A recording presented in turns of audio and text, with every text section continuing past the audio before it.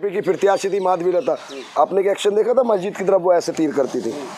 तो ये हैदराबाद की जनता ने जो ये तीर था ना उल्टा माधवीलता जी को दे दिया और भारतीय जनता पार्टी को दे दिया। साहब की शख्सियत किसी से छुपी नहीं है। ओवैसी साहब एक बेबाक लीडर हैं और दबे कुचलों की और हर वर्ग की लड़ाई को लड़ते हैं, मजबूती के साथ लड़ते हैं, बेबाकी से लड़ते हैं, चाहे सदन हो या सड़क हो, उस लड़ाई को वो लड़ते हैं। और हैदराबाद की जनता ने इस बार गलती नहीं की, फिर से उन्हें सांसद बनाकर सदन के अंदर भेजा है। तो लोग एलिगेशन लगाते हैं वो एक गलत सोच है। ओवैसी साहब भाजपा के एजेंट क्यों होते? भाजपा 1980 में बनी थी और AIMI 1927 में रजिस्टर्ड हुई है। तो साहब जब सदन में पहुंचते हैं और सदन में दहाड़ते हैं, सरकार की जो गलत नीति का विरोध अगर कोई सबसे पहले करता है तो वो असद साहब है। जिस तरीके से असद साहब सदन में पहुंच रहे हैं बहुत खुशी की बात है। देखिए वो एक ऐसे वाहिद अकेले नेता है जो आधे लोगों को ये भी पता नहीं है कि कौन सा जो आर्टिकल है वो किस लिए इस्तेमाल होता है। असद ओवैसी साहब जब सदन में पहुंचते हैं और सदन में दहाड़ते हैं, सरकार की जो गलत नीति का विरोध अगर कोई सबसे पहले करता है तो वो असद साहब है। असद साहब एक बेबाक लीडर हैं और मजलूमों की आवाज़ सदन में इंशाल्लाह फिर गूंजेगी और असद साहब इस बार भारी बहुमत से हैदराबाद की सीट से जीत कर जाएंगे। जिस तरीके से जो बीजेपी की प्रत्याशी थी माधवीलता, आपने क्या एक्शन देखा था मस्जिद की तरफ वो ऐसे तीर करती थी। तो ये हैदराबाद की जनता ने जो ये तीर था ना उल्टा माधवीलता जी को दे दिया और भारतीय जनता पार्टी को दे दिया। तो ऐसे जो जनता की और सोशल जस्टिस की लड़ाई लड़ने वाले लोग हैं, असद ओवैसी साहब भारी बहुमत से जीत कर पहुँचे हैं और हम उम्मीद करते हैं कि वो जुल्म के खिलाफ हमेशा जो लड़ाई लड़ते आए हैं उस लड़ाई को जारी रखेंगे और एक बेबाक आवाज़ सदन के अंदर गूंजेगी। अच्छा, क्या लग रहा है लेकिन जिस तरह से जो है वहाँ पे कांग्रेस ने भी अपने उम्मीदवार उतार रखे थे, लगातार कहा जा रहा था कि इस बार जो है बहुत टफ है ओवैसी का जीतना, क्योंकि वहाँ पे मजबूत कैंडिडेट बीजेपी ने भी उतार रखा था, कांग्रेस ने भी उतार रखा था। देखिए ओवैसी साहब की शख्सियत किसी से छुपी नहीं है। ओवैसी साहब एक बेबाक लीडर हैं और दबे कुचलों की और हर वर्ग की लड़ाई को लड़ते हैं, मजबूती के साथ लड़ते हैं, बेबाकी से लड़ते हैं, चाहे सदन हो या सड़क हो, उस लड़ाई को वो लड़ते हैं। और हैदराबाद की जनता ने इस बार गलती नहीं की, फिर से उन्हें सांसद बनाकर सदन के अंदर भेजा है। किससे देख रहे हैं कि क्या लग रहा है कि किसकी सरकार बनेगी देश में? देखिए अभी तो मामला पेचीदा है, अभी कुछ कहा नहीं जा सकता, लेकिन अभी रुझानों में और जो आंकड़ों में भाजपा NDA गठबंधन को बहुमत है। लेकिन अभी क्या होता है, ऊँट किस करवट बैठता है, अभी कुछ कहा नहीं जा सकता।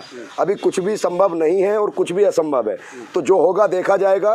देखिए असद साहब सदन में पहुंचे हैं और एक नगीना से जो भाई चंद्रशेखर आज़ाद जी हैं, उन्होंने जो एक बेबाक आवाज़ थे, जो सोशल जस्टिस की लड़ाई सड़कों पर लड़ते थे, अब उस लड़ाई को नगीना की जनता ने सदन के अंदर भेजा। तो हमें उम्मीद है जिस तरीके से भाजपा ने जो प्रताड़ित किया है, चाहे वो मुसलमानों को किया हो, दलितों को किया हो, किसानों को किया हो, हर वर्ग के व्यक्ति को किया हो, जो सोशल जस्टिस की लड़ाई चंद्रशेखर जी और ओवैसी जी लड़ते थे, वो सदन के अंदर आवाज़ सुनने को मिलेगी और जुल्म के खिलाफ वो लड़ाई जारी रखेंगे। जिस तरह से जश्न का माहौल है इंडिया गठबंधन की तरफ भी, NDA की तरफ भी, क्या समझा जाए दोनों? देखिए इंडिया गठबंधन का पूरे देश ने इंडिया गठबंधन को वोट किया है।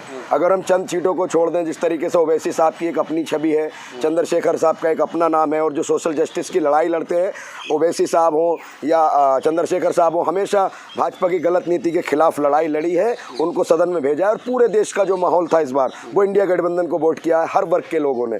तो इंडिया गठबंधन मजबूती से चुनाव लड़ा है और इंडिया गठबंधन को लोगों ने पूरा सहयोग और पूरा प्यार और पूरा समर्थन दिया है। अब ये देखना है कि आखिरी रुझान क्या होगा, कितनी सीटें किसके पास आती हैं और कौन सी सीटें किसके पास आती हैं, ये देखना दिलचस्प है कि सरकार किसकी बनेगी। लेकिन जिस तरीके से लोगों ने भाजपा की नीति के खिलाफ जो 400 पार का उन्होंने नारा दिया था, उसके खिलाफ पूरे देश ने एकजुट होकर वोट किया है। भाजपा की गलत नीति के खिलाफ वोट किया है, पूरे देश के किसानों ने वोट किया है, नौजवानों ने वोट किया है, बेरोजगारों ने वोट किया है। अच्छे दिन का झांसा देकर जो लोगों को गुमराह किया गया था, उसके नाम पर देश की जनता ने वोट किया है। अच्छा, ओवैसी साहब का एक बयान भी चल रहा है कि वो कहते हैं कि हमें हमारे कैंडिडेट को हमें जिताइए, हम इंडिया का साथ देंगे भाजपा को हराने में। देखिए ओवैसी साहब की जो लड़ाई है भाजपा के खिलाफ है, लेकिन कुछ लोग उन पर एलिगेशन लगाते हैं कि भाजपा की बी टीम है।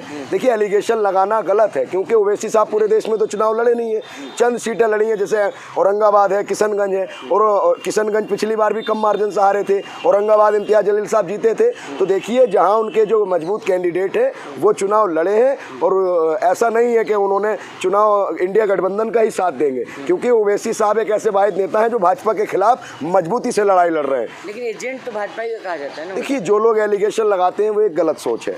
ओवैसी साहब भाजपा के एजेंट क्यों होते? भाजपा 1980 में बनी थी और AIMI 1927 में रजिस्टर्ड हुई है।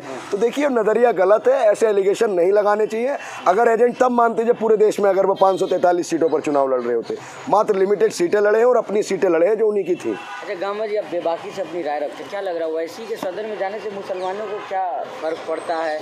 अगर ओवैसी जैसे नेता अगर सदन में नहीं जाते, एक बार सोचिए, तो फिर क्या फर्क पड़ता है? जी देखिए, चाहे 373 का मामला हो, 3 तलाक का मामला हो, CNRC का मामला हो, तो ओवैसी साहब ने जितनी भी अपनी बात मुस्लिम मुद्दों पर रखी है वो बेबाकी से रखी है। और ओवैसी साहब जो देखिए, मुसलमानों की तो लड़ाई वो लड़ते हैं, लेकिन उसके साथ साथ जो भी अन्याय के खिलाफ वो लड़ाई होती है, सोशल जस्टिस की लड़ाई ओवैसी साहब लड़ते हैं। और देखिए, ये बात, इसमें कोई दो राय नहीं, ओवैसी साहब मुसलमानों के लीडर हैं। हाँ, वो मुसलमानों के लीडर हैं और मुसलमानों की लीडरशिप के लिए लड़ाई लड़ रहे हैं। देखिए, उनका एक नारा है कि जिसकी जितनी हिस्सेदारी, जिसकी भागीदारी उसकी उतनी हिस्सेदारी।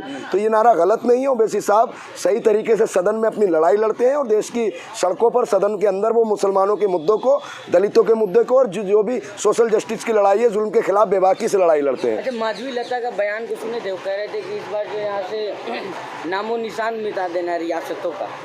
देखिए, ये तो एक भाजपा के नेताओं का एक सिस्टम है कि वो सिर्फ़ और सिर्फ ऐसी बयानबाजी करते हैं जो सिर्फ़ और सिर्फ नफ़रत फैलाती है, जो जोड़ने की नहीं तोड़ने की बात करती है। तो हैदराबाद की जनता ने, माधवी लता जी ने जो इस तरीके से तीर किया था, वो तीर पूरे भाजपा के लगा है जाकर, और ये पूरे देश की जीत है। पूरे देश के अंदर गठबंधन को बहुमत से सरकार बनने जा रही है। अब आखिरी रुझान क्या होगा उस पर देखेंगे। अच्छा, नवनीत राणा चुनाव हार गई हैं, जो ओवैसी के भाई को चैलेंज की थी कि 15 सेकंड के लिए, क्या कुछ कहना चाहेंगे? देखिए, अमरावती की जनता समझदार है। उन्होंने सोचा ये लोग विकास की बात नहीं करते, रोजगार की बात नहीं करते, जो मूलभूत मुद्दे हैं उनसे हटकर बात करते हैं। तो इस बार अमरावती की जनता ने नवनीत राणा को 15 सेकंड के ही अंदर सारा निपटा दिया। उनके सारे जो उनको हराकर उनको सैन से घर बैठा दिया। वो 15 मिनट वाली अपनी वॉइस सुनती रहें और खुश होती रहें। ये देश लोकतांत्रिक देश है। जो जनता सरकार बना सकती है वो जनता हरा भी सकती है, जिता भी सकती है। तो जनता के खिलाफ इन लोगों ने काम किया, नफरत फैलाई और लोगों को लड़ाने का काम किया था। इसलिए आज भाजपा की इतनी बुरी हालत है कि आज बैसाखी का सहारा लेना पड़ेगा अगर सरकार बनेगी तो। पूर्ण बहुमत की सरकार नहीं आ रही है। 400 पार का जो नारा दिया था वो खोखला साबित हो गया। तो खुश हैं आप लोग ओवैसी के जीतने से? जी, ओवैसी के जीतने से हम खुश हैं। हम चंद्रशेखर आज़ाद रावण के जीतने से भी खुश हैं। हम जो है इंडिया गठबंधन के जीतने से भी खुश हैं। तो देखिए, हम हमेशा सच के साथ हैं और जुल्म के खिलाफ हैं। अगर कोई भी जुल्म करेगा हम उसका कड़ा मुकाबला करेंगे। हम सड़कों पर अपनी बात को रखेंगे जिस तरीके से आप देखा होगा बेबाकी से अपनी बात को रखते चले आए हैं। अगर कोई सी भी सरकार हो, हम गलत के खिलाफ हमेशा लड़ते रहेंगे। चाहे हम जेल क्यों नहीं चले जाएं, हम अपनी आवाज़ को बुलंद करते रहेंगे। गलत के खिलाफ जो हमारी लड़ाई है वो जारी रहेगी। हम संघर्षों के आदी हैं और हम अम्बेडकरवादी हैं।